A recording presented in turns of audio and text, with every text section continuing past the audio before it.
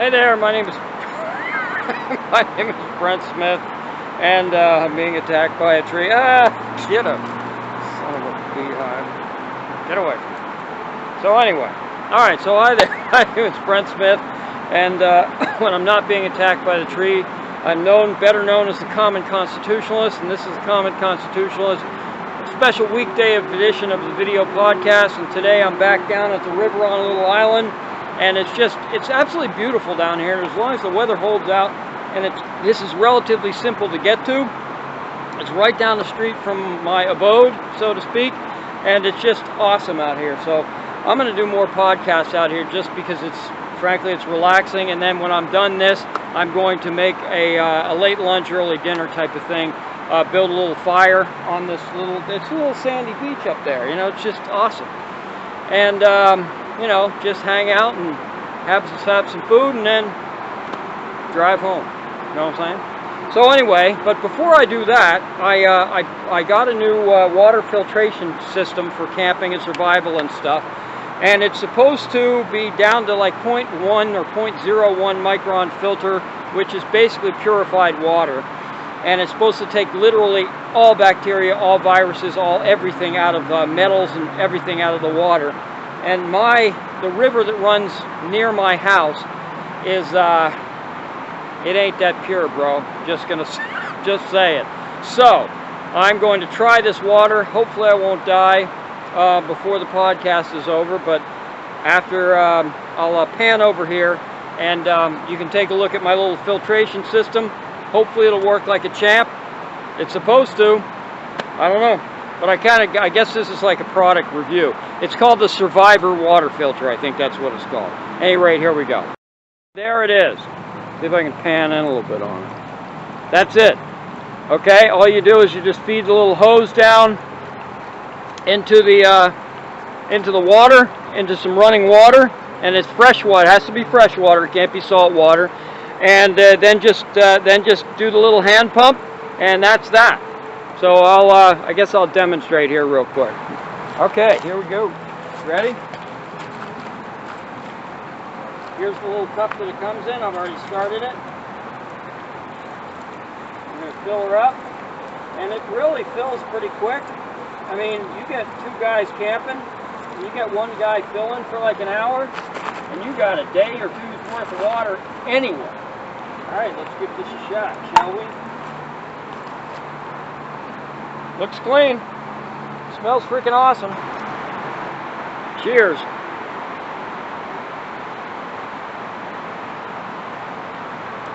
This stuff's like bottled water. I can't effing believe it. I'm telling you, this is a polluted ass river. There's no way in heck I'm drinking any water out of this river. And I could drink this all freaking, look at this. It's just, I'm telling you, Survivor water filter. That's what it's called. Spend the money. I think it cost me like $60 or something like that. It's well worth it. I tell you, if you do any camping or something like that, or just for survival gear, and this will, the smallest filter has like three or four filtration systems, and the smallest filter, the carbon filter, even that will last you for 500 gallons of water. And it also has a backfill syringe where you flush out the contaminants and then you just reuse the dang thing. And you can go on the Survivor water filter whatever website and just buy new filters without having to buy the whole system. But this thing is just unbelievable. So I'm gonna make some iced tea real quick, and then we're gonna do the podcast, and then I'm gonna get some food. Yeah, baby, life is good, except for the fact that I keep getting attacked by this tree. So anyway, I'll be right back. All right, so anyway, I'm back. This is iced tea. It's freaking polluted river water, purified with a Survivor filtration water filter, and put in it just a water bottle. Sorry about that. And added some instant iced tea, Lipton instant iced tea mix, sweet tea mix. And it's as good as instant iced tea will ever be. It's not cold, but it ain't room temperature. It's kind of coolish, you know, maybe 50-something degrees or whatever. I don't know what it is. Nah, it's warmer than that. At any rate, It's really good. And that water, man, I'm telling you, if you guys are into this, if anyone's into this like I am, the Survivor, let me go grab the thing, jeez Louise. That's what it's called. Got that? Survivor filter. It's just awesome. And there's an electric one you can get and all that kind of stuff, but this is just a hand pump thing. I think I'm going to get some extra filters and whatever, but when you backflow this thing, a lot of the filters will last thousands of gallons, and the charcoal filter will last a minimum of 500 gallons, or 5,000 liters, or 2,000. No, I guess it's 2,000 liters, which is 500 gallons-ish. But that's just incredible, okay? So, it's unbelievable. I am just thoroughly impressed. It's a life straw on steroids, bro. Okay, so anyway, let's get to this daggum podcast. All right, the podcast today is going to be entitled Chicago Pandemic Boondoggle. It's just Chicago Boondoggle, Pandemic Pan Schmemic. And the real COVID numbers. Numbers that maybe you guys, even if you're plugged in, haven't yet heard of. So that's what we'll be talking about today on the Common Constitutionalist Weekday Special Edition, blah, blah, blah, oh, don't forget to like, comment, subscribe, hit the alert, do all that stuff. I've been watching some videos of like people that I know and whatever, and that's what they say, so that's what I have to start saying. I'll be right back.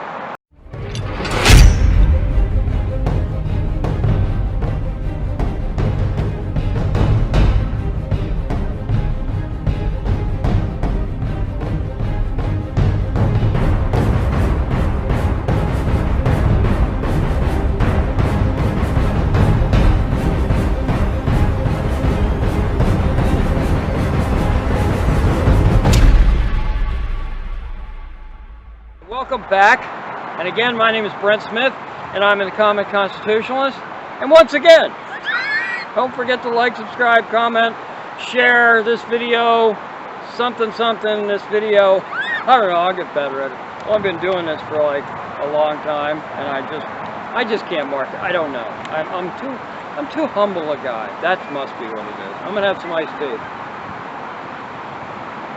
River tea, baby. Freaking river tea. Unbelievable.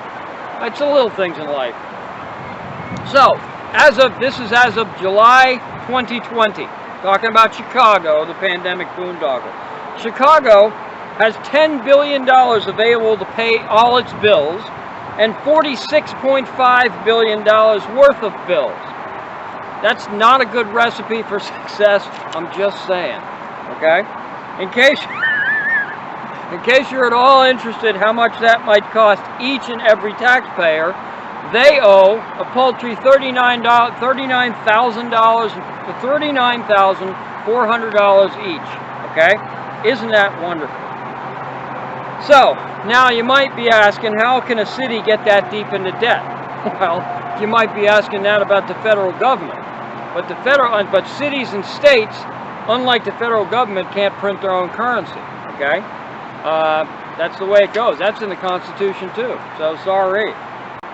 But maybe projects like the one I'm about to talk to you about has a little something to do with why they're broke, okay?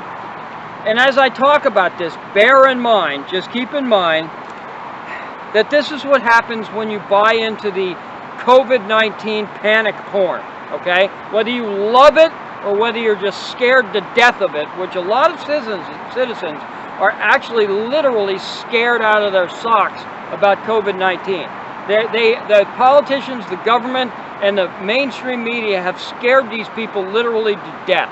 And I don't doubt that there's probably one or two out there that have literally been frightened to death. And they'll be coded as a COVID-19 death. Actually, that's about as close as you can get, right? So anyway, it's not just about wasting your money, okay? This is from The Blaze. A Chicago field hospital constructed to aid the city's health system during the coronavirus pandemic cost taxpayers $66 million and ended up, listen to this, people. People. Hat tip, McClintock, John Wayne movie. People. Okay, sorry. It costs the taxpayers it's a field hospital. Think of MASH unit with the tents and stuff. Field hospital. It cost the city taxpayers $66 million and ended up treating just 38 patients before it closed down, according to the Chicago Sun-Times. Remember, $66 million MASH unit. Time for some more sweet river tea. No one's going to believe that I drank out of the Merrimack River and made iced tea. Because that's what the Merrimack River looks like. Unfiltered. Yeesh. Anyway. So there you go. Man, that's good. Jeez Louise. Okay. This means the This means I can't speak, apparently. The river tea is affecting my brain. This means the emergency medical facility costs taxpayers roughly $1.7 million per patient. Okay? Not exactly a bargain by any standards. You got that freaking right. Nonetheless, Chicago Mayor Lori Lightfoot, okay, and Illinois Governor J.B. Pritzker, boy, that guy is he's a Pritzker, all right, have previously defended of course they did, the construction of the facility, calling it an important insurance policy at the time of the immense emergency. Well, if there was such an immense emergency, why didn't they need the facility? It wasn't an immense emergency, it was a made-up emergency. It's because you bought into the panic porn, and because you bought into the panic porn, you thought it was going to be like New York or something like that, and New York wasn't even like New York. It's like saying the Wild West wasn't like the Wild West. It wasn't. But at any rate, it had nothing to do with COVID. It had everything to do with the panic that COVID brought with it. And the Faucis of the world and everything else that basically said the sky is going to fall. Better spend $66 million on a MASH unit field hospital and treat 38 patients because we'll never admit that we're dead wrong. I digress. It's something I'm incredibly proud of. Holy crap, are you kidding? Said Samir Makiar, Lightfoot's deputy mayor for economic and neighborhood development. I think they need a new deputy mayor for economic and neighborhood development because this dude is just pissing away your money, folks. He insisted the money was not spent in vain. Yes, it was. But of course, and this is the real kicker about this kind of stuff, is that these politicians have no problem spending millions and billions of dollars because not a dime of it is their money. They're like bookies, okay? Or like commodity brokers in trading places. No matter whether the public gets money, loses vast amounts of sums of money, the politicians will always get paid. First and foremost, the politicians will be paid. Today, we are pleased to report, who's talking? Oh, this must be that wingnut there. Sahir Shabubi, whatever. Today we are pleased to report that the curve is flattening. No, this must be Lightfoot. And that our local hospitals and healthcare systems continue to operate with capacity. Therefore, McCormick Place, the alternate care facility, the MASH unit, will stop operating in the clinic's needs testing phase. Let me add something that the $66 million facility was open for a grand total of 22 days. 22 days for $66 million. Unbelievable. Okay. It probably took longer than that to build, 22 days. So, new details from the Chicago Sun-Times report raised the question over the decision to build the facility at such a high cost in the first place. And again, what's the question? They gave it to the highest bid. There were 3 bids. They gave it to the highest bid. One of the bids was actually going to donate their salaries and profits and stuff to a local charity, so they wouldn't end up making any money on the deal. And the one that they actually chose, that the governmental body of Chicago and Illinois chose, was the most expensive and didn't give a dime back and cost them a crap load of money. Gee, I wonder if there was some graft, some kickback involved in that. So basically, the bottom line is that they're just pissing away money after money after money, and then they come back and they whine to the federal government, we don't have any money, you gotta bail us out because of the COVID. It's not because of the COVID, it's because of mismanagement, and it's because you people don't think of the public's money as your own, okay? You don't care. It doesn't matter to you. If you piss it all away, all you just raise taxes, raise fees, raise hidden fees, raise meal taxes, raise this, raise that. You find other sources of revenue, and then when you can't do that, you go crying to the feds. And if it's a Democrat president and Democrat legislature in the federal government, you're going to get your dang money. So there you go.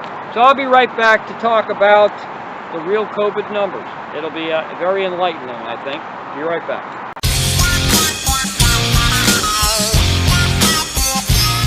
You're watching the Common Constitutionalist video podcast. Yeah, baby!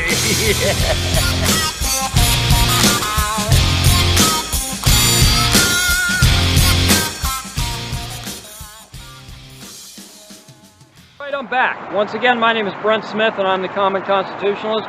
Don't forget to like, subscribe, share, comment, do all that nice, wonderful stuff, and everything will be good in the world. And if you don't, then I don't know what will happen. At any rate, okay.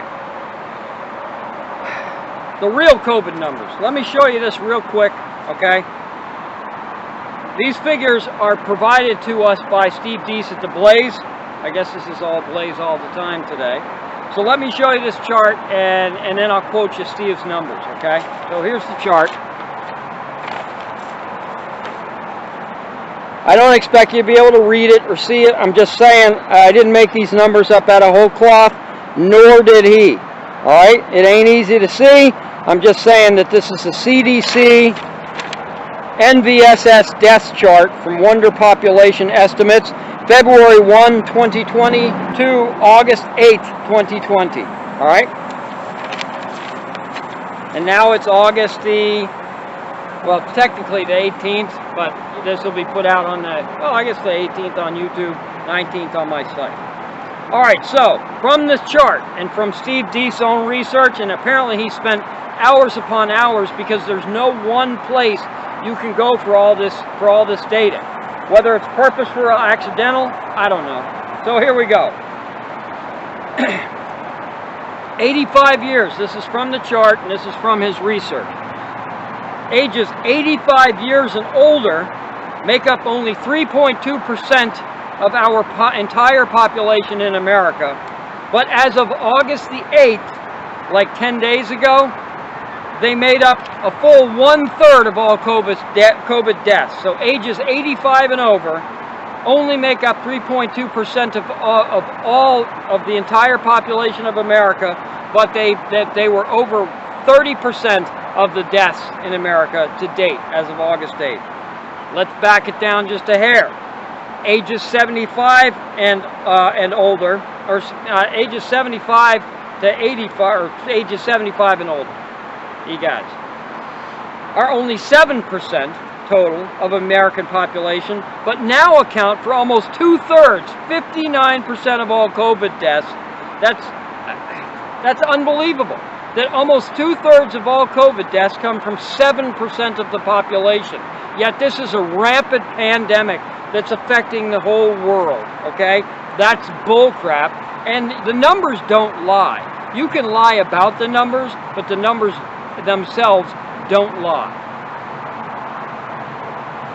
Now, as awful as this is, remember that, 75 and older, 2/3 of all deaths, COVID-19, 75 years or older. And it sounds awful until you understand, objectively, not subjectively, but objectively, that the average age of death in America right now, barring everything else, is 78 years old.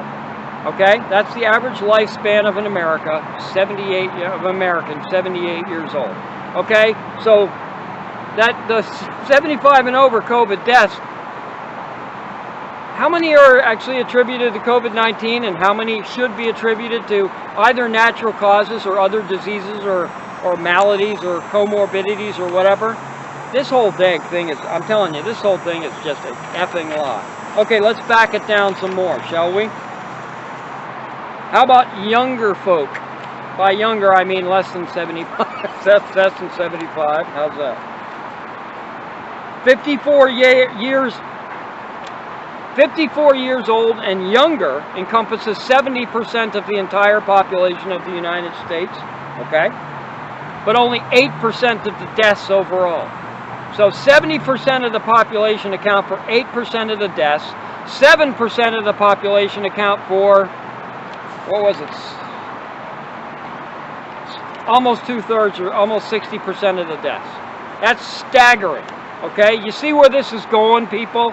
You see where this is going? Where everybody's, you know, you got to mask up, you got to lock down, now you got to wear goggles and COVID and what's his face, Fauci and Birx and all these other supposed spastic experts. They're ridiculous. It's all snake oil is what it is.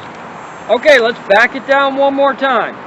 Now and again, the virus has done a complete 180.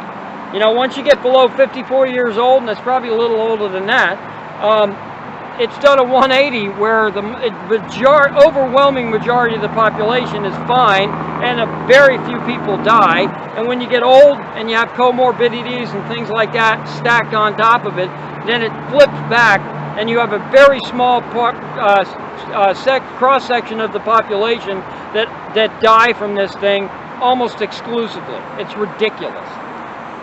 All right.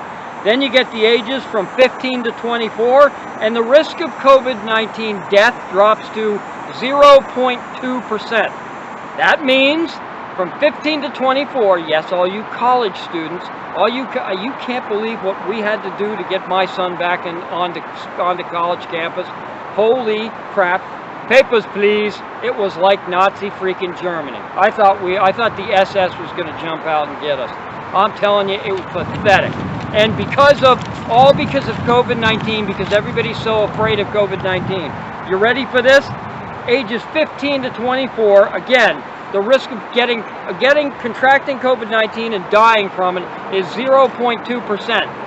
So if you want to flip that around and make some reason about it, that's 99.98% of people who get COVID in high school and college are going to survive it just Jim freaking dandy. 99.98%. I'll take them odds any day of the week, bro. Any day of the week. I guarantee you most of these colleges don't know it, or most of these students don't know it, and most of the faculty doesn't know it. Okay, here's the kicker. Remember how we can't send the kids back to school? It's all about the children, safety of the children, all this bull crap. And that's exactly what it is. It's just bull crap. Listen to this. And these are actual CDC numbers. You have to look for them, but they're there. Here's the kicker. Kids from grades K through 12, kindergarten through 12, okay? That's kindergarten through high school. Doesn't even register because the numbers are so freaking low. You ready for this? To date, as of August 8th, are you ready for this? There were 45 total children in all of America from ages K through 12, grades K through 12, in the entire nation. 45 in the entire nation died from COVID-19. For a total of 50 million kids between that age, and 45 total died from COVID-19. And here we are locking schools down and saying we can't go to school and it's all for the children and oh my God, it's such bullcrap, I can't stand it. And that's why Steve Deese coined the term panic porn, because this is exactly what it is, and the left loves it, because they love the freaking control, and I'm so sick of it I can't stand it. Lock down our schools for that nonsense? Are you freaking kidding me? And those are the actual physical statistical numbers. There's no denying it. You can try to sugarcoat it, and you can try and spin around it, Democrats and leftist media and academe, but you can't get around the actual physical hard numbers. It's just absurd. All right, on that note, I'm out of here. My name's Brent Smith. I'm the common constitutionalist. Man, I get so angry at this because our country's being ruined for this. We're going to look back in 100 years from now, and people are going to look back and say, what a bunch of freaking morons. What a bunch of chicken freaking littles. Whatever. I'm out. Brent Smith, common constitutionalist. Like, comment, subscribe. And, if you want to hear me talk or watch me talk or hear me talk about something, give me a comment, let me know, or shoot me something, let me know. Just don't shoot me. See ya.